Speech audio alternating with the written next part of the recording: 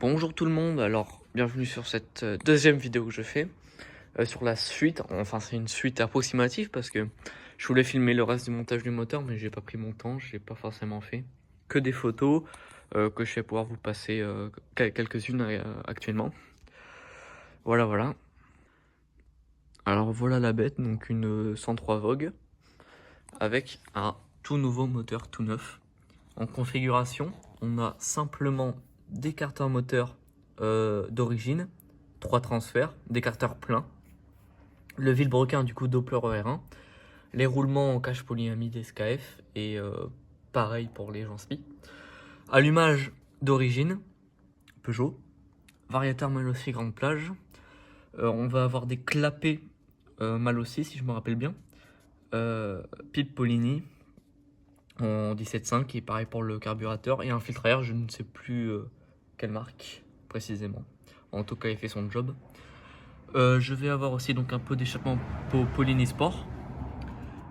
Je vais avoir un ressort moteur Doppler R1, le kit 70 Ersal T3 et la culasse. Alors là, c'est la culasse Polini, mais actuellement, alors je vais vous montrer. Actuellement, c'est juste pour des réglages. Là, j'ai la MVT que j'ai montée donc sur cale avec de la pâte à joint. Mais pour des réglages nécessaires dont je vous expliquerai après, j'ai dû mettre la Polini. Et puis d'origine, parce que d'origine c'était un moteur fixe qu'il y avait là-dessus. Donc il faut tout changer, là c'est moteur neuf et puis transmission aussi. D'origine il me semble que c'est du 1144 ou un truc dans le genre. Là c'est du 1156. Donc plateau, enfin mince, charavine et chaîne Doppler. Et puis le pignon à l'avant est rendu avec cette poulie que je changerai sûrement un de ces jours pour une poulie embrayage. Alors qui dit moteur neuf dit premier pet. Je l'ai fait rouler hier soir pour la première fois. Il y a plein de problèmes à régler, il y a plein de choses à faire et voilà. Déjà, première chose qui ne va pas du tout, c'est ce ressort. Alors, sur ce type de 103, comme vous pouvez voir, c'est un ressort donc Doppler ER1 qui est fait spécialement pour cette mob, mais après 1995, sur les moteurs de type après 1995. Alors, c'est marqué comme ça, mais il me semble que celle-là est plus vieille que cette année, mais bon, on ne cherche plus à comprendre. Comme vous pouvez le voir, là, ça touche quasiment. Et alors, hier, ça touchait parce que j'avais essayé de régler le ressort, mais là, hier, ça touchait. Alors, voilà, il va falloir que je change le pot, obligatoirement, parce que le ressort, je peux pas le décaler, je peux pas, c'est pas possible. Donc un pot, je sais pas quoi prendre, franchement, comme pot. Et je verrai bien, parce que j'aimerais garder quand même du couple quand j'accélère, mais avoir une pointe tout de même plutôt agréable, pas qu'en pointe, j'arrive à fond, et puis je suis à 60. J'espère pas, en tout cas, avec ce moteur. Donc voilà, si vous avez peut-être des conseils à me donner pour le pot, avec ma configuration, qui donne surtout du couple. Je cherche ça principalement. Donc voilà, c'est tout. Je vais vous mettre quelques extraits de hier soir du coup, où elle roulait pour la première fois. En tout cas, le moteur tournait pour la première fois. Et puis ensuite, on va attaquer les problèmes qu'il y a eu et dont je dois régler.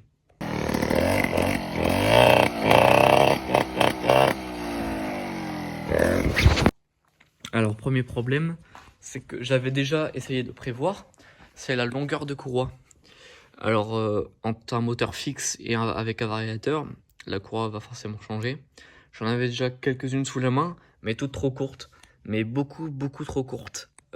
J'en mets une, la roue se bloque. Il faut que je saute dessus au moment de la faire tourner pour plaquer la roue pour qu'elle tourne. Sinon, elle démarre pas. Et c'est très galère. Donc, j'ai commandé des courroies sur 3 tailles différentes que j'essaierai.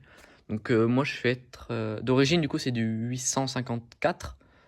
J'ai commandé une courroie 865, une 875 et une 887 je crois, pour estimer à peu près quelle courroie sera la meilleure. Donc voilà, hier on a bien galéré à la faire démarrer. Ah, et puis quand elle a pété, ça allait bien, nickel. Je l'ai laissé poser 5 minutes, j'ai touché la culasse, c'était trop chaud. Donc là, déjà, il y avait quelque chose qui va pas. C'est pour ça que j'ai mis l'autre culasse. Alors, effectivement, une erreur de ma part et du site, surtout de ma part, je pense, j'ai mal regardé la culasse. En gros, c'est une culasse avec une bougie culot long. J'ai pris une culot court. Alors, bon, c'est sûr que ça va pas marcher correctement. J'ai commandé l'autre bougie. Pour l'instant, je la ferai pas tourner comme ça pour éviter tout risque. Et puis voilà. Donc actuellement, c'est la culasse Polini qui est un petit peu sale. Là, ça, elle était stockée n'importe comment. Alors, c'était un petit peu celle qui devait partir à la poubelle entre guillemets, mais qui fonctionne toujours et que je garde sous la main. J'avais mis donc deux cales. Normalement, il y a une cale de 1,5 mm qui va avec cette culasse. Qui, moi, ne se monte pas sur mes cartons moteurs. C'est pas du tout aligné et ça risquerait de faire une grosse fuite. Du coup, j'ai monté des cales un peu plus adaptées qui font 1,5 mm avec de la pâte à joint. Voilà, voilà. En taux de compression, on est à 11, ce qui est vachement bien, je trouve, pour garder tout de même une fiabilité. En squeeze, je suis à 1 mm et diagramme, pour l'instant, je n'ai pas encore mesuré. Je mesurerai au moment où mes cales seront justes si je change pas un de ces jours. Voilà, voilà. Donc, encore un autre problème. Alors, du coup, je sais pas si ça vient directement de la bougie ou du calage de l'allumage. Alors, comme j'avais dit, on avait fait péter pour la première fois hier soir, du coup, le 12 janvier 24. Et nickel. Je sais pas accélérer parce que tout est neuf. Je roulais à quoi? Même pas 30. Et voilà. Je suis allé se poser 5 minutes. Et je vais la redémarrer, voir s'il y aurait quelques problèmes.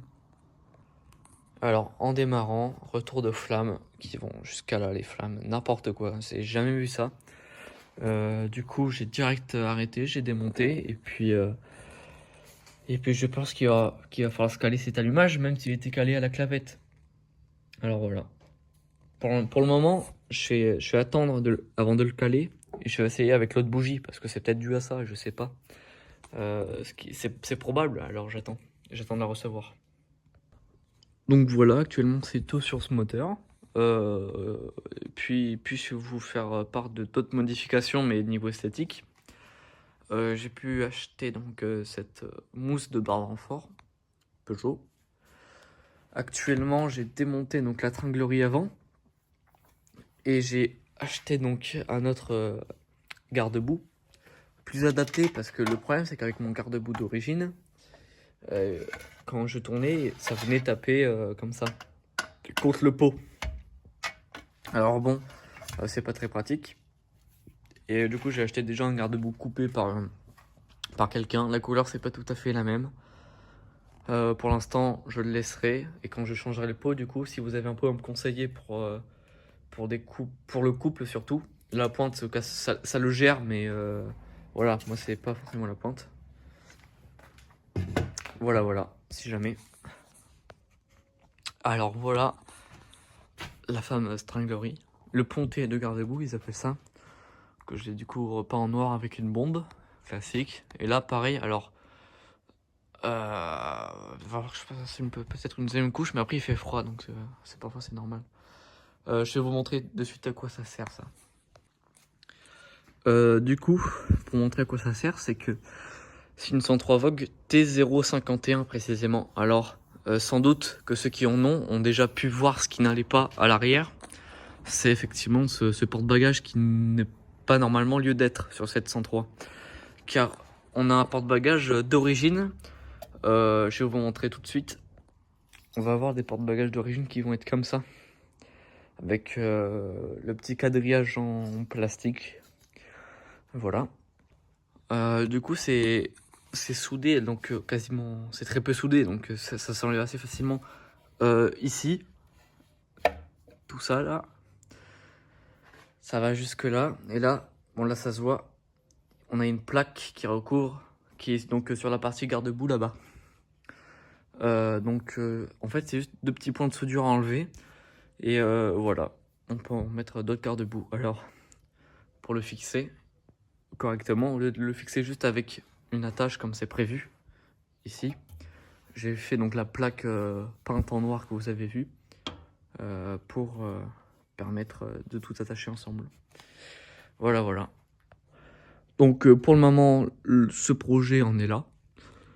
Et puis si vous avez des questions, n'hésitez pas en commentaire. Peut-être que je vous ai éclairé sur certaines choses ou pas d'ailleurs. Si vous pouvez me conseiller, du coup je le répète, mais si vous pouvez me conseiller un pot à la limite du raisonnable, pas trop cher, et qui va bien pour le couple, ça serait bien. Et aussi, je l'ai pas mentionné ça, mais vous avez vu qu'il n'y a pas beaucoup d'espace entre là et le sol. Donc un pot où le coude serait plutôt assez court pour permettre d'éviter de frotter le sol. Voilà.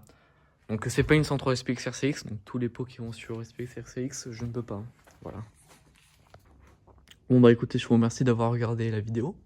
Et puis à bientôt pour la suite de ce moteur. Ciao!